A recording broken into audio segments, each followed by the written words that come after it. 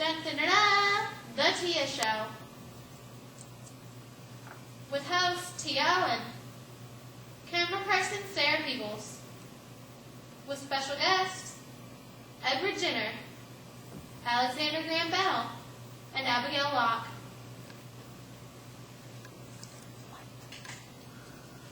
Welcome to today's episode of The Tia Show. Today we will be talking about the Industrial Revolution. The Industrial Revolution was a time when Great Britain and the U.S. went from using agriculture to being very industrialized and using factories a lot. I would like to welcome our first guest, the ghost of Edward Jenner.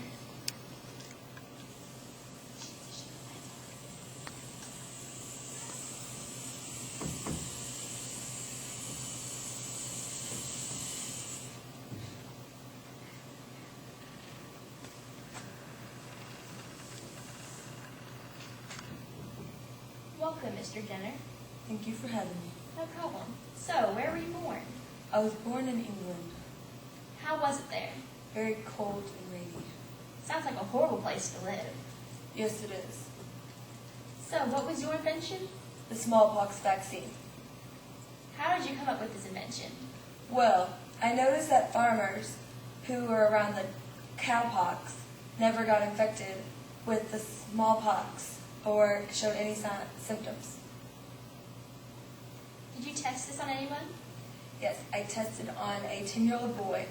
I injected him with the cowpox, and he showed signs and recovered.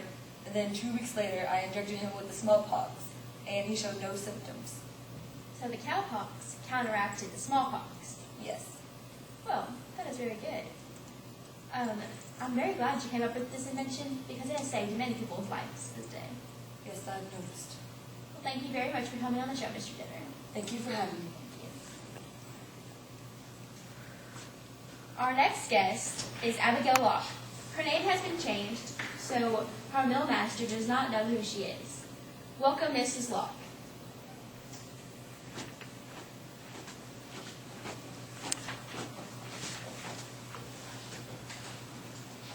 Hello, Mrs. Locke. How are you today? I'm good, how are you? Very good. Thank you for being on the show.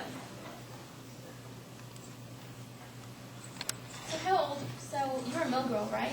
Yeah, How old were you when you started working in the mills? I was 7.5. That's a really young age. It was for me, I was just reaching my childhood. That's sad. So, I heard back then, many parents send their children to work in the mills. Were you one of those children? No, my parents felt that business wasn't a child's place. Well, you're very fortunate to have parents like that. I know your story's sad, but would you mind sharing it with us today? Yeah, my father was a glass blower ever since I was born, and he made glass ornaments and figurines. And he died when I was about 5 years old. And back then, everybody had the mindset that women couldn't lead a family. And so when a father died, they would usually take the children away. And one of the mills came and stole my brother from the house at night. And it took us 3 years to find out where he was. And when my mother found out, she got a box of figurines that my father had made before he died. And we walked for 2 days straight to go find him to the mill where they said my brother was. And when we went, we met the leader of the mill, and she seemed so nice. And my mom was thankful because she didn't know about the conditions of the children in mills back then. And so we stayed at the mill for 2 days visiting my brother. And it was really nice to see him again, and I missed him so much because we had been so close. And when it was time to leave him, I didn't want to leave, and I told the mistress of the mill that. And she handed me a shilling, which was money. It was our currency back then. And I was so proud of that. And she took me to a room, and it was stacked to the ceiling with books. And since I come from a really poor school, I'd never seen so many books. And I really loved books. And I was so excited to be there, and I was looking around, and she showed me one of the wax seals that she had, and it had a red horse on it. And she told me that I was allowed to touch it if I made a cross after I did. And when I did, she told me that it meant that I had to stay at the mill until I was 21 years old and work there for them. That's horrible. I'm so sorry. It was very traumatic until I got used to it. What were the conditions like then?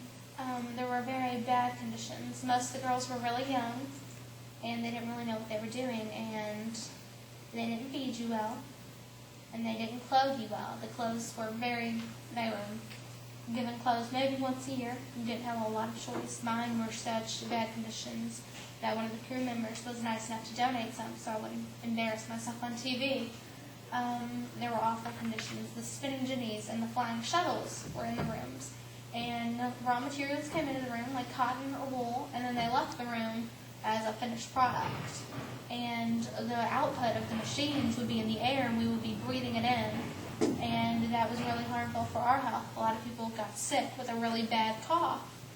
And it was very unpleasant. It was hot from all the air from the machines. And it was not good at all. And the hair, girls' hair would have to be put up very tightly so that it didn't get caught in the machines and it would get pulled off. And that was many girls' pride and joy was their hair, and they loved it. And it was very traumatic for many girls. You're very fortunate to still have your hair. I was very fortunate. Mine's still long, and I worked so hard to keep it out of the machines every single day. Well, thank you very much for sharing your story with us. You're welcome. It was nice meeting you. I would like to welcome our final guest, Mr. Alexander Graham Bell.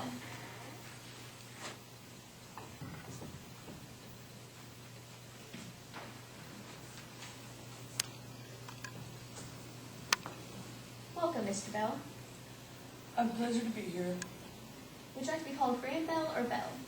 Doesn't matter. Thank you. Mr. Bell, so what was your invention?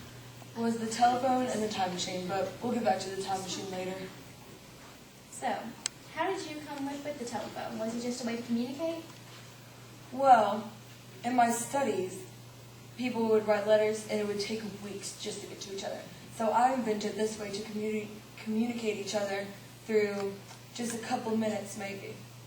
That's very smart. I'm very glad you came up with this invention, because today, this is our way of communication. It's so much easier to use a telephone than to write a letter. Yes, it is. I'm very proud and glad to have you here today. Thank you. But I'm sad to tell you that we're running out of time, and we'd like to have you back another day. But for today, that's all the time we have. Thank you for coming. Thank you for having me. No problem.